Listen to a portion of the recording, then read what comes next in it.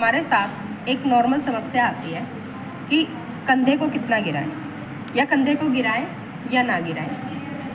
कंधे को गिराने के लिए मैंने एक वीडियो बनाई है जिसमें हम शोल्डर स्लोप को नापना सिखाया गया है कि कंधे को कितना गिराएं। उसमें मैंने आपको बताया है कि जैसे ये हमारी बॉडी है,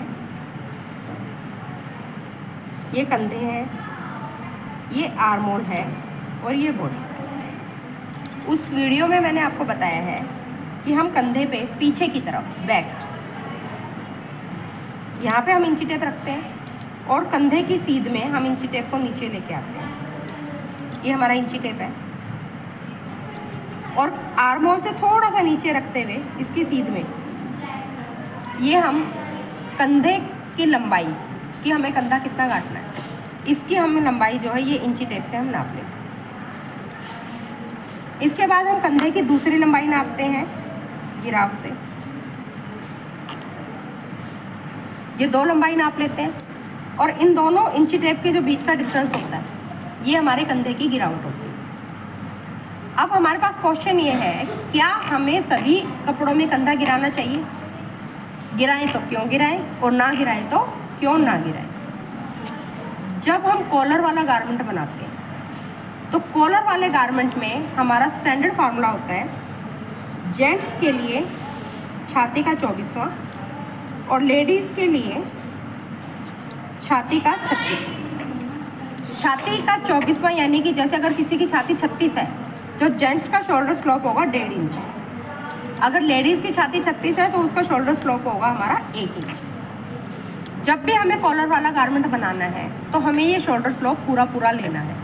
अगर हम शोल्डर स्लोप नहीं लेंगे तो हमारा जो गारमेंट है वो सही नहीं बनेगा। इसके अलावा कंधे की जो चौड़ाई है, तीरा जिसको कहते हैं एक्रॉस शोल्डर, वो भी आपको पूरा यहाँ से लेके यहाँ तक नापना है, तभी आपकी शर्ट ठीक बनेगी। जिसमें भी कॉलर लगानी है, चाहे वो आपका ब्लाउज है, शर्ट है या टॉप है, सभी में आपको कंधा पूरा जो है एक तीरा यहाँ से यहाँ तक नापना है, शोल्डर ब्लेड पूरा नापना है, ठीक है। लेकिन अब बात आती है ब्लाउज़ की। जब हम लेडीज़ का ब्लाउज़ बनाते हैं तो लेडीज़ का ब्लाउज़ ये देखिए, ये जैसे हमारी फिगर है, अब मैं इसको फ्रंट की फिगर मान के चल रही हूँ।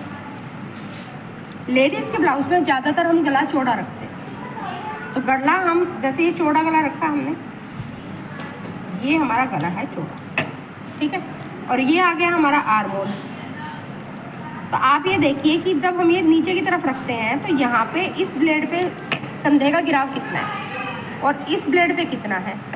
तो हम ये देखते हैं कि यहाँ पे जो कंधे का गिराव है ये ना के बराबर ही है। कंधे पे टिक रहा है ना, बिल्कुल छोटा सा पीस, तो उसमें गिराव रह ही नहीं जाता। तो ऐसे केस में हम कंधा नहीं गिराएंगे, और अगर कंधा गिराते हैं तो गले से ऑटोमेटिकली ढीला हो जाएगा और जिस लेडीज़ का भी आप बनाओगे उसके कंधे गिरेंगे ही गिरेंगे। तो जब भी आप चौड़ा गला बनाते हो तो ज़्यादातर 95% केसेस में आपको कंधा बिल्कुल नहीं गिराना। इसके अलावा हमारे पास शोल्डर में 3 तरह के शोल्डर होते हैं। एक होते हैं नॉर्मल शोल्डर्स,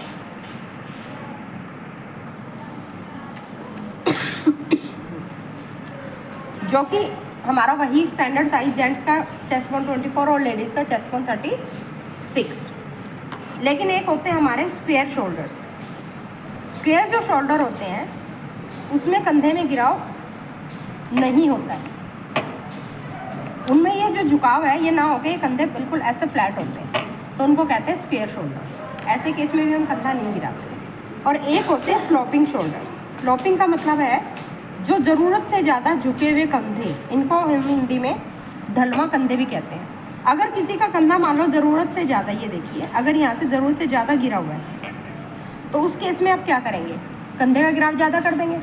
लेकिन उससे क्या होगा आपको पता है, कंधे का गिराव तो ज़्यादा कर दो लेकिन उसका गला तो फिसलता ही रहेगा। वजह क्योंकि उसके कंधे ऑलरेडी ढलवा है। तो हमें ऐसा करना है, उसके कंधे थोड़े कम गिरा के और कंधों पे यहाँ शोल्डर पैड देने हैं।